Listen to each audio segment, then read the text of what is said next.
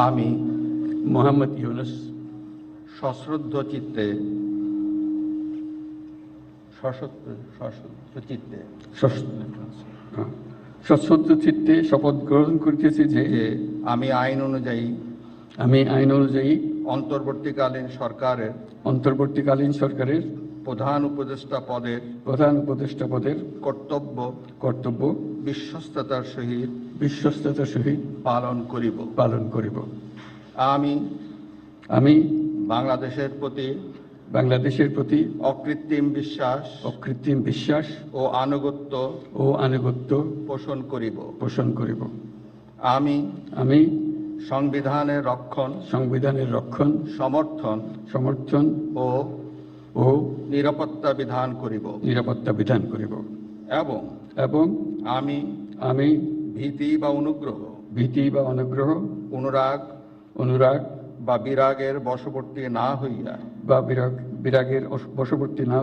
সকলের প্রতি আইন অনুযায়ী যথাবিহিত আচরণ করিব।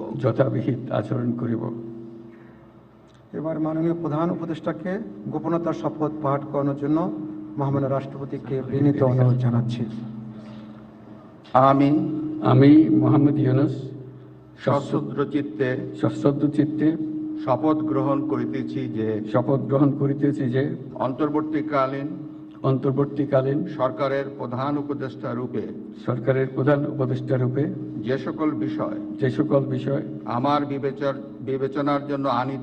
আমার বিবেচনার জন্য আনিত হইবে বা যে সকল বিষয় আমি অবগত হইব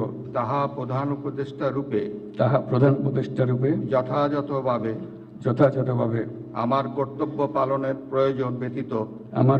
পালনের প্রয়োজন ব্যতীত প্রত্যক্ষ বা পরোক্ষভাবে কোনো ব্যক্তিকে জ্ঞাপন করিব না বা কোনো ব্যক্তির নিকট প্রকাশ করিব না।